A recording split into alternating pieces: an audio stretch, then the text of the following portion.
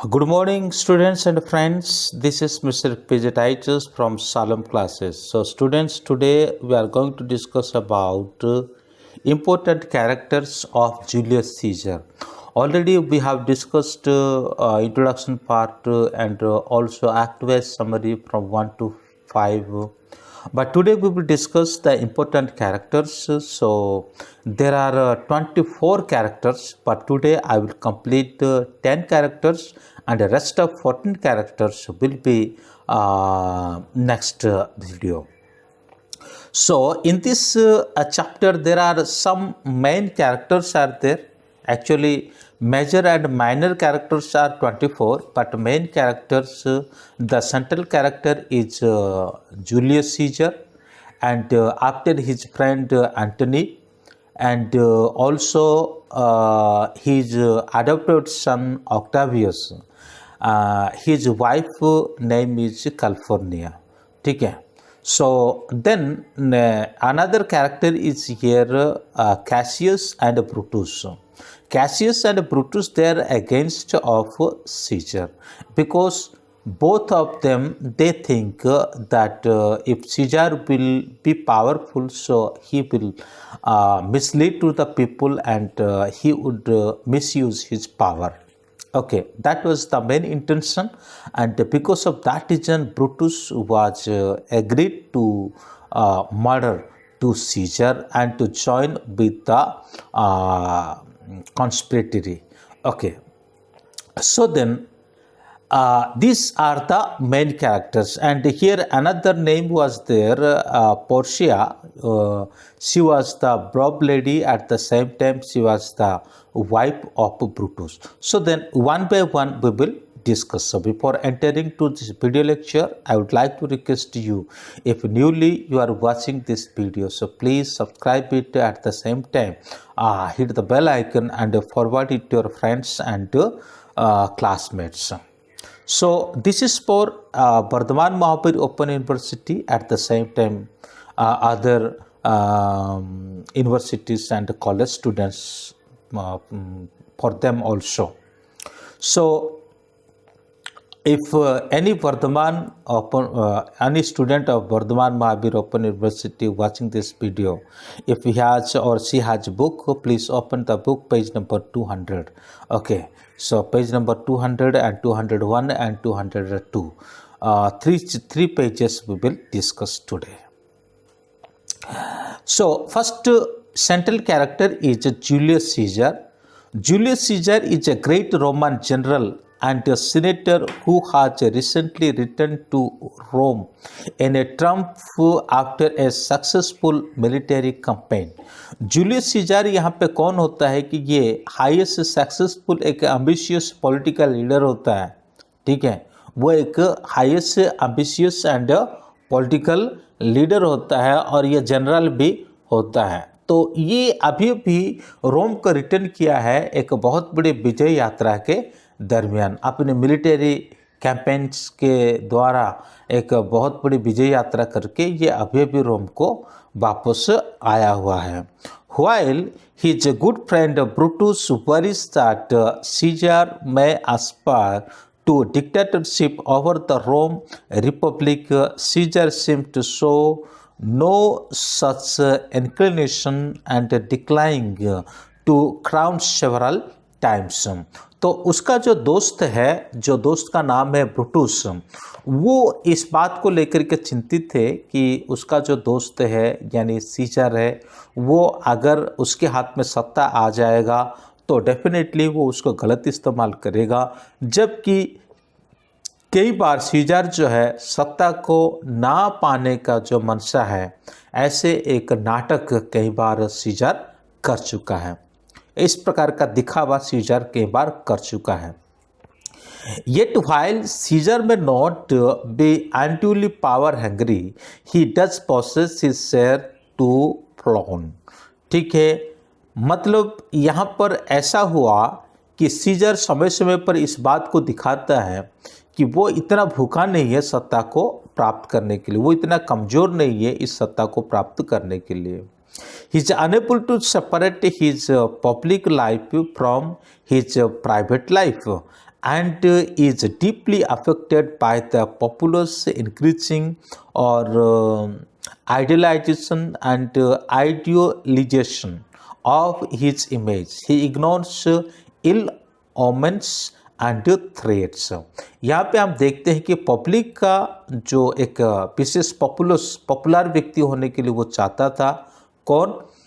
Scissor. और साथ ही साथ एक आदर्शवाद व्यक्ति के रूप में एक और लोग जैसे उसको पूजे, लोग जैसे उसकी आराधना करें उसके प्रतिमा के ऊपर, इस प्रकार अपने आप को ऐसा एक महत्वाकांक्षा पूर्ण व्यक्ति के रूप में अपने आप को दिखा रहा था। उसके विचार वगैरह भी ऐसा ही था।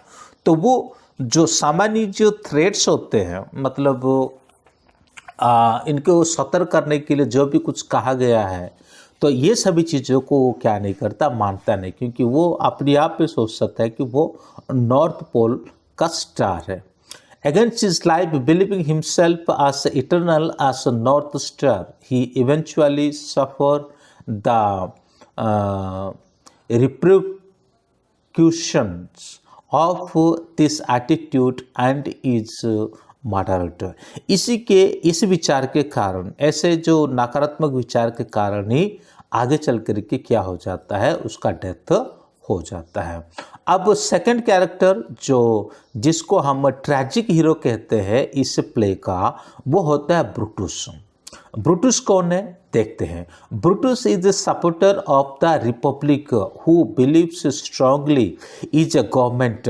ब्रूटस एक ऐसा व्यक्ति है, ठीक है, ब्रूटस एक ऐसा व्यक्ति है जो क्या करता है कि रिपब्लिक कन को वो बिलीव करता है, ठीक है, और उसको ही वो सपोर्ट करता है, guided by the votes of senator. और ये यही कहता है सरकार जो है सीनेटर्स का वोट, सीनेटर्स के द्वारा ये सरकार को चलना चाहिए।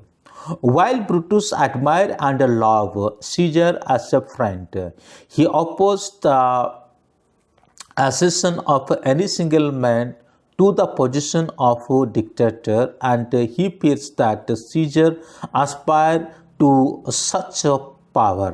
और यहाँ पे हम और एक विशेष बात भी देखते हैं कि सीजर क्या करता है कि सीजर उसको अपने एक बहुत ही अच्छे दोस्त के रूप में प्रशंसा भी करता है, लेकिन ब्रूटस नहीं चाहता है कि किसी भी तरह से उसके हाथ में जो अधिकार आएगा वो अधिकार का गलत इस्तेमाल हो जाए। वो इस बात को लेकर के बड़े चिंतित होता है, उस बात को लेकर के बहुत मतलब डरे हुए होता है कि ऐसा ना हो कि रोम के अंदर डिक्टेटरशिप आ जाए।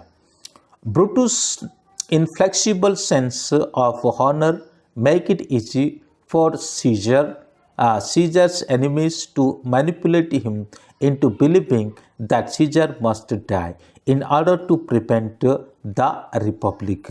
इस प्रकार जो निष्ठावान व्यक्ति होने के कारण, देश के प्रति उसके मतलब हॉनर होने के कारण, जो सीजर का शत्रु है उसको अपनी मैनिपुलेट में लाने में कामयाब हो जाते हैं। उसको यही विश्वास दिलाते हैं कि रिपब्लिक को बचाना है तो सीजर को मारना ही पड़ेगा। While the other conspirators act out of envy and a rivalry, only Brutus truly believed that Caesar's death will benefit Rome। जबकि दूसरे जो कंस्पिरेटर्स थे और वो तो ईर्ष्या के कारण और किसी मतलब भावनाओं में आकर के इस प्रकार कदम को उठाया, लेकिन यहाँ पर हम ब्रूटस के बारे में देखें तो ब्रूटस ऐसा नहीं है, बल्कि वो अपने देश के लिए कुछ करूँगा ये सोच करके वो करता है। Unlike Caesar, Brutus to able to separate completely his public life from his private life by giving priority to matters of a state। He epitomized Roman virtue। तो यहाँ पे सीजर की तरह वो अपने प्राइवेट जिंदगी को मतलब वो पब्लिक में बदले, इस प्रकार नहीं चाहता हुआ व्यक्ति नहीं है, बल्कि वो अपने जो प्राइवेट ज़िंदगी को पब्लिक के सामने भी उजागर करने के लिए प्रस्तुत हमेशा रहता है, और उसके अंदर एक ही इच्छा रहता है, एक ही उद्देश्य रहता है कि रोम को किसी भी तरह से कोई खतरा नहीं होना चाहिए। तो अभी स्थिति ऐसा है, torn between his loyalty to Caesar's and his allegiance to the state, Brutus become the tragic hero of the play। अब दोनों तरफ से इसके खींचातानी हो रही है। एक तरह से तो अपनी लॉयल्टी जो अपने मालिक के प्रति यानी अपने सीजर के प्रति, और दूसरी बात है अपनी कर्तव्य निष्ठा जो अपनी देश के प्रति। तो दोनों तरफ से ही वो खींचता है, लेकिन आखिरकार फाइनली वो अपने देश का ही होता है। तो इसको एक ट्रैजिक हीरो के रूप में इस प्ले में लिया जाता है। अभी एंटनी के बारे में देखते हैं। Antony is a friend of Caesar. Antony जो है सीजर का एक दोस्त है। ही claims allegiance to Brutus and the conspirators after Caesar's death in order to save his own life। तो ये जब उसकी मौत होता है तभी तो वो क्या करता है, वहाँ से भाग निकलता है। ठीक है, जब उसका मर्डर होता है तभी वो भाग निकलता है, लेकिन अभी वो क्लेम करता है कि ब्रूटस जो किया है कंस्पिरेटर्स के साथ मिलकर के ये गलत किया है, इसलिए उसको किसी भी तरह से उसको क्या करना चाहिए, उसके खिलाफ एक युद्ध छेड़ देना चाहिए। Later however when speaking a funeral oration over Caesar's body, he speculatively pursues the audience to withdraw its support of Brutus and instead condemned him as a traitor। तो वो कहते हैं दूसरे लोगों को कि तुम्हारा जो उनके प्रति पक्ष है वो पक्ष को लेके आ जाओ, मतलब वापस ले लो, और साथ ही साथ तुम इतने जो सपोर्ट उसको करते हो, वो सपोर्ट करने की जगह पर उसे एक ट्राइटर के रूप में घोषणा कर दो, यानी उसे एक देशद्रोह के रूप में उसको घोषणा कर दो। With tears on his cheeks and Caesar's will in his hand, Antony engage masterful rhetoric to stir the crowd to revolt against the conspirators। अपनी आंखों से आंसू बहाते हुए वो लोगों को समझाता है और साथ ही साथ ये प्रण लेता है जो कॉन्स्पिरेटर्स थे, जो घातक दल थे, उनके खिलाफ वो क्या करना चाहता है, उनके अगेंस्ट में, उसके विरुद्ध में वो कुछ कार्य करना चाहता है, यानी युद्ध करना चाहता है। Antinous desire to exclude Lepidus from the power that he himself and Octavius instead to share hints at his own ambitious nature। और यहाँ पे एंटनी लेपिडियस को बाहर करना चाहता है पावर से, और दूसरी तरफ ऑक्टावियस जो है वो इंटेंट रुचि रखता है, इच्छा रखता है कि वो क्या करने के लिए, और ये शासन गद्दी को संभालने के लिए। हालांकि सीजर का भी यही इच्छा था कि उसके बाद अगर कोई उत्तराधिकारी हो तो यही होगा, यानी जो ऑक्टावियस ही होगा, ये पहले से ही वो चाहते थे। तो कैसियस यहाँ पे 4th नंबर वाली कैरेक्टर होता है। Cassius is a talented general and long time acquaintance of Caesar. जो कैसियस होते हैं वो एक टैलेंटेड जनरल होते हैं, वो लंबे समय तक सीजर के साथ काम करे हुए व्यक्ति भी होते हैं। Cassius dislike the fact that Caesar has becoming god like in the eyes of the Roman. तो कैसियस ये नहीं चाहता है, इस चीज़ को डिसलाइक कर लेता है। क्या डिसलाइक करता है कि ये सीजर जो है अभी रोम में एक ईश्वर की तरह उसको पूजा जा रहा है, ये चीज़ उसको पसंद नहीं हुआ। He slyly leads Brutus to believe that Caesar has become too powerful and may misuse his power, thus he must die. Finally, converting Brutus into his cause by sending him prose letter claiming that the Roman people support the death of Caesar. तो वो किसी भी तरह से Brutus को अपने नेतृत्व में लाना चाहता है और ब्रुटस को ये बात समझाने के लिए चाहता है कि अगर सीजर पावर में आ जाएगा तो अपनी पावर को वो मिसयूज़ करेगा, तो इसलिए उसको क्या करना पड़ेगा, उसको मारना ही पड़ेगा, उसको मरना ही पड़ेगा। और ऐसी बातें कहते कहते धीरे धीरे क्या होता है कि ब्रुटस को वो अपनी मतलब तरफ खींच लेता है, कई फर्जी चिट्ठियाँ उसको भेजता है और उस चिट्ठी में ऐसा लगता है कि जैसे मानो रोम के लोग जो है और सीजर का डेथ को सपोर्टिंग करते हैं।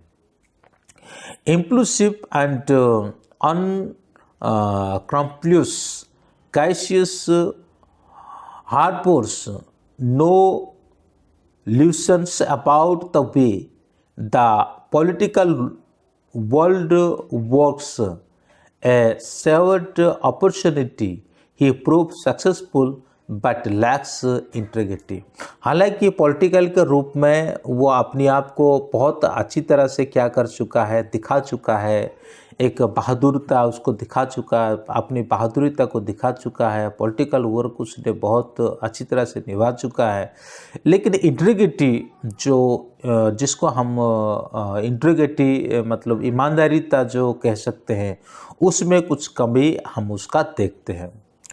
उसके बाद हम ऑक्टेवियस को देखते हैं। ऑक्टेवियस के बारे में मैं थोड़ा बहुत पहले ही कहा था। ऑक्टेवियस जो है वो एक सीजर का अडॉप्टेड सन होता है और जो कि कुछ समय के लिए विदेश से ट्रैवल करने के लिए गया हुआ था, और जैसे उसको सीजर का डेथ का समाचार मिलता है तो वो वापस आ जाता है और आने के बाद एंटनी के साथ फाइट करने के लिए, युद्ध करने के लिए ब्रुटस के खिलाफ वो क्या होता है, एंटनी के साथ मिल जाते हैं।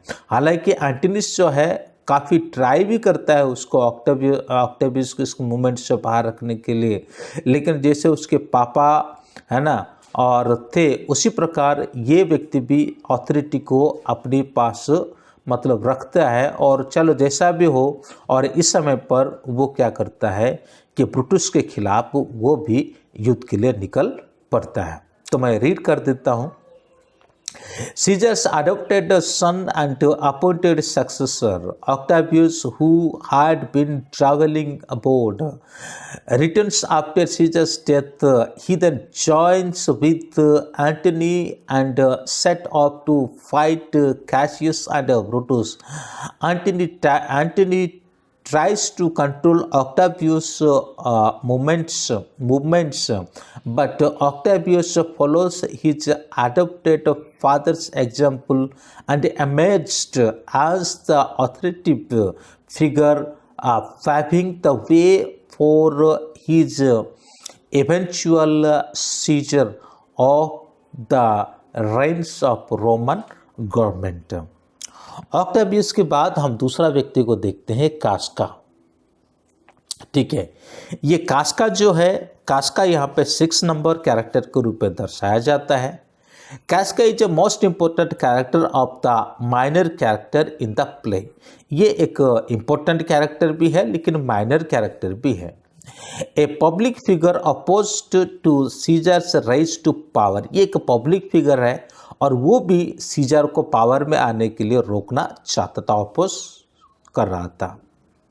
Scissor relates to Cassius and Brutus, Casca relates to Cassius and Brutus, how Antony offered the crown to Caesar 3 times and how each time Caesar declined it. तो वो इस बात को देखता था कि एंटनी किस प्रकार से उसको 3 बार ऑफर दिया है ना, क्या होने के लिए, यहाँ के सम्राट बनने के लिए, लेकिन सीजर उसको मतलब ठुकराया था। वास्तव में ऐसा नहीं था। He believe however that Caesar is the consummate actor. वो इस बात को विश्वास करता है कि सीजर जो है क्या है कि बहुत बड़े नाटक करने वाले व्यक्ति हैं। Lulling the populace into believing that he has no personal ambition, मतलब इस प्रकार का अभिनय करता है सीजर कि जैसे कि उसको व्यक्तिगत रूप से कोई भी आकांक्षा नहीं है कि वहाँ का रूलर बनने के लिए, रोम का रूलर बनने के लिए। Casca proves worthy of the confidence and trust reposed in him. He strikes the first blow on Caesar's first peg from peg। तो इसीलिए वो क्या करना चाहता था कि सीजार को बिल्कुल शांत कर देना चाहता था। तो इसलिए तो इंट्रोडक्शन में हमने देखा था कि पीछे से एक व्यक्ति धक्का देता है, तो वो यही व्यक्ति था।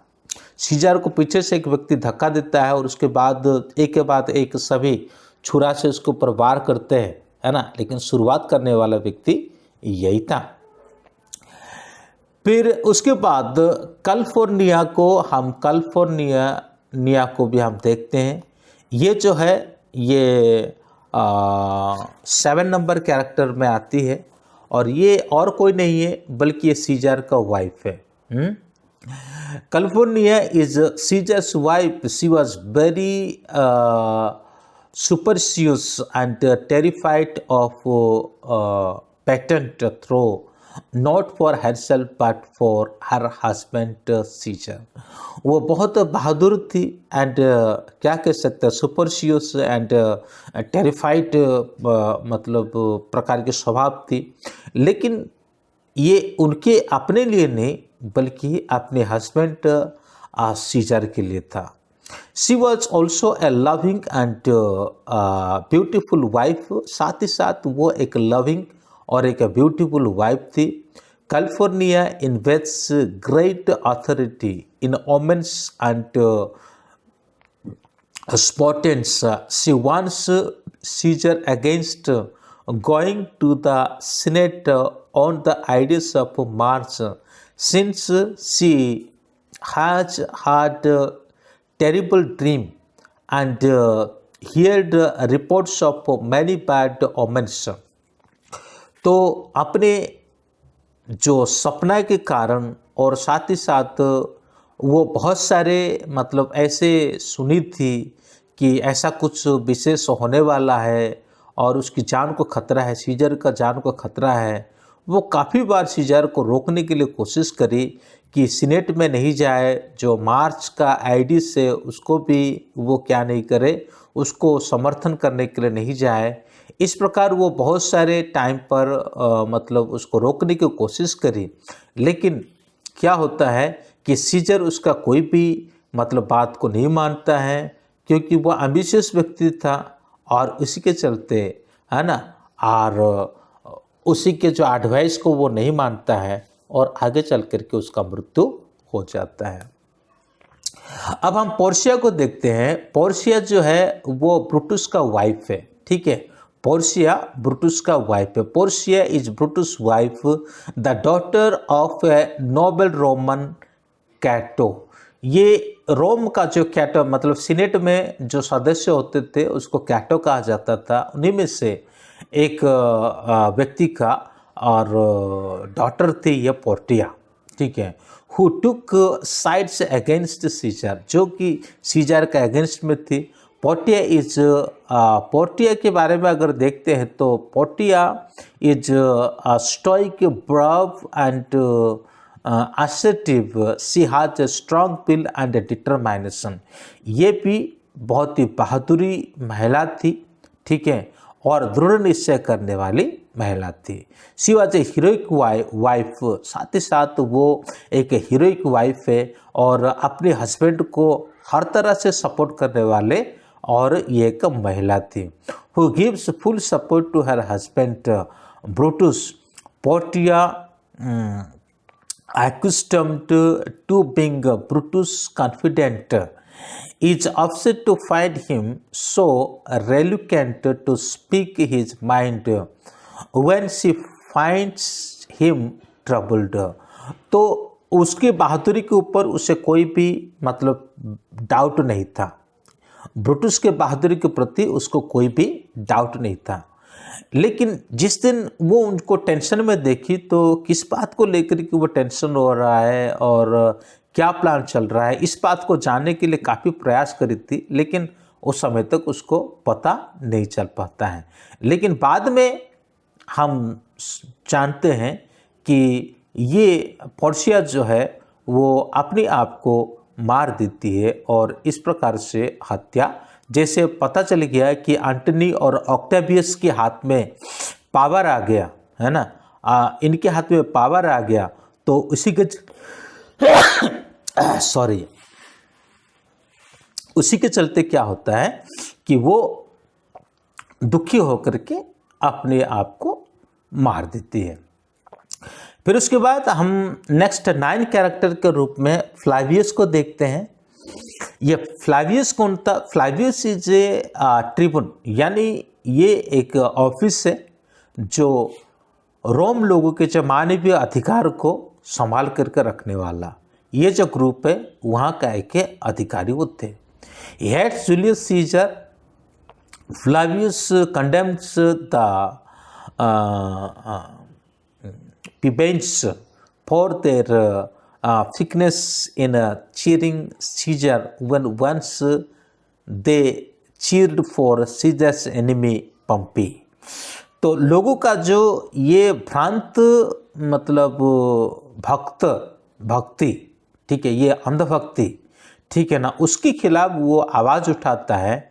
कभी किसी समय सीजर का जो दुश्मन है ना पम्पी, उसके ऊपर ये लोग मतलब तारीफ करते थे, लेकिन आज कैसे सीजर को भगवान की तरह पूजते हैं, इसी प्रकार का मतलब विरोध वो क्या करता था। Flavius is punished along with Marullus for removing the decoration from Caesar statue during Caesar's triumphal parade. जब सीजर का ट्रम्पल पैरेड हो रहा था तभी ये मारुलोस और साथ ही साथ ये फ्लावियस, ये दोनों क्या कर रहे थे कि जो सीजर का स्टैचू के ऊपर जो डेकोरेशन किया गया था, ये डेकोरेशन को उन्होंने क्या कर दिया था, मतलब हटा दिया था। तो इसी के चलते उनको क्या किया गया था, उनको सजा भी दिया गया था। अब मारुलोस कौन था? मारुलोस भी बिल्कुल उसका ही साथी था। जैसा कैरेक्टर फ्लावियस का था, बिल्कुल ऐसा कैरेक्टर मारुलोस का भी था। Like Flavius, Marullus is also a tribune who condemns plebeians for their flickness in cheering Caesar when once they cheered for Caesar's enemy Pompey. He gets angry very quickly, and Marullus and Flavius are punished for removing the decorations from Caesar statues during Caesar's triumphal period.